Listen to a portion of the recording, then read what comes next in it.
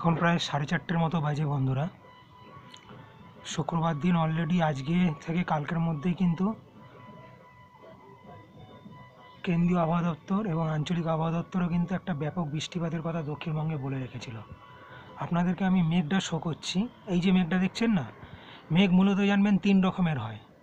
একটা লোয়ার স্তরের মেঘ, একটা মিডল স্তরের মেঘ এবং একটা আপার স্তরের। বর্ষাকালের যে মেঘগুলো সব মিডিল মেঘ, যেটা মৌসুমী বায়ুর মেঘ। এখন যত মেঘগুলো আছে এটা প্রপারলি লোয়ার থেকে একেবারে আপার অবধি। এবার এইখানের যে মেঘগুলো বৃষ্টি হবে, আপারের মেঘ না হলে প্রচুর বৃষ্টি দেবে না।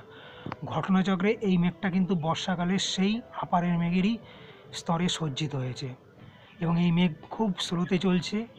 যদি দাঁড়িয়ে যায় প্রচুর বজ্রপাত সহ ব্যাপক বৃষ্টি কিন্তু দেবে, এটা কনফার্ম।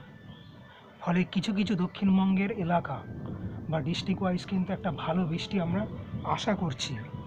এবং মেঘের গর্জনটা শুনলেও আপনার কিন্তু মনে হবে যেন বর্ষাকালের মেঘ ডাকছে। ফলে এই মেঘ থেকে কিন্তু কালবৈশাখীর সম্ভাবনা খুব কম, কিন্তু ব্যাপক বৃষ্টি ওই জাস্ট একটা ঝোড়ো বাতাস দিয়ে বেরিয়ে যাবে আর মেঘটা দাঁড়িয়ে গেলে ব্যাপক বৃষ্টি দেবে। তা মূলত দেখা যাক আজকে সন্ধ্যে 6টা 7টা 8টার মধ্যে নেক্সট 3 ঘন্টায় কী কী ঘটনাগুলো দক্ষিণবঙ্গে ঘটে। কারণ কোনো ডিস্ট্রিক্টে ইতিমধ্যে বৃষ্টি শুরু হয়ে গেছে, কোনো জায়গায় গর্জন করছে আর কোনো জায়গায় প্রিপারেশন প্রস্তুতি নিচ্ছে। সবচাইতে বড় কথা, এগুলো একটা সেল হিসাবে কাজ করেছে এরিয়া ওয়াইজ।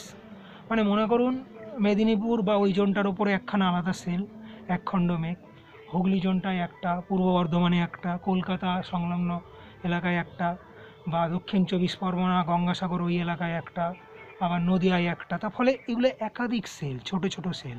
এবার মজার বিষয়, যদি এই সেলগুলো জুড়ে গিয়ে একটা বৃহৎ সেল আকার নেয়, তাহলেই কিন্তু এই মেঘে বৃষ্টি দিতে পারে প্রায় 2 ঘন্টা, পৌনে 2 ঘন্টা, বা সেটা 2.5 ঘন্টাও হতে পারে, এবং সেটা বর্ষার বৃষ্টিকেও ছাপিয়ে যাবে।